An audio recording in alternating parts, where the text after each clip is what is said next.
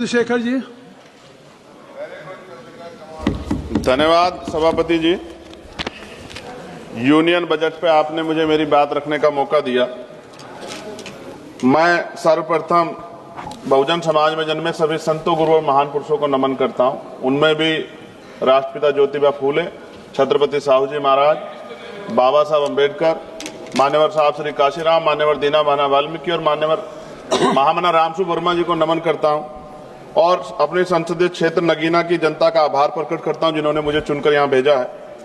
सभापति जी, बजट केवल एक आर्थिक दस्तावेज नहीं होता बल्कि ये सरकार की सोच, संवेदनशीलता और सामाजिक प्रतिबद्धता का प्रतिबिंब होता है। बजट यह तय करता है कि देश का विकास समावेशी होगा या चुनिंदा और सत्ता में बैठे लोग सबको साथ लेकर चलना चाहते हैं, कुछ लोगों को पीछे छोड़ देना चाहते हैं। विपक्ष के नाते हमारा कर्तव्य है कि हम सत्ता सवाल पूछे और कमियों की ओर ध्यान दिलाएं और देश के उन वर्गों की आवाज बने जो इस सदन में अक्सर आंकड़ों में गुम हो जाते हैं। लेकिन माननीय अध्यक्ष महोदय, असली सवाल यही से शुरू होता है, क्या ये बजट देश के गरीब, पिछड़े, दलित, आदिवासी, ओबीसी, अल्पसंख्यक और वंचित वर्गों की वास्तविक जरूरतों को समझता है नहीं समझता है। मान्यवर, इस बजट में आर्थिक विकास की बातें अधिक हैं लेकिन सामाजिक न्याय की आत्मा कमजोर।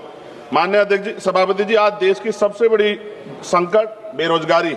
हर साल लगभग 1 करोड़ युवा रोजगार बाजार में आते हैं लेकिन अस्थायी और सम्मानजनक नौकरियां और संपादन पैदा नहीं हो रही। इस बजट में स्किलिंग की बात की गई है लेकिन स्किलिंग के बाद जॉब की गारंटी नहीं है। विशेष रूप से SC, ST और OBC समुदाय के युवाओं के लिए कोई अलग से लक्षित रोजगार योजना नहीं दिखाई देती है।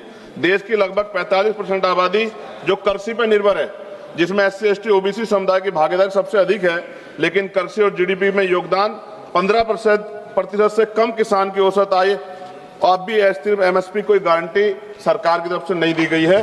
सभापति जी, महंगाई का सबसे बड़ा असर गरीब, दलित, आदिवासी और पिछड़े वर्ग को पड़ता है। आर्थिक सर्वे के अनुसार शिक्षा व स्वास्थ्य की लागत पिछले 5 वर्षों में 30 से 40% बढ़ी है। खाद्य वस्तु कीमतें गरीब परिवारों की थाली को छोटा कर रही है लेकिन इस बजट में इन वर्गों के लिए कोई सीधी राहत नहीं दिखाई देती।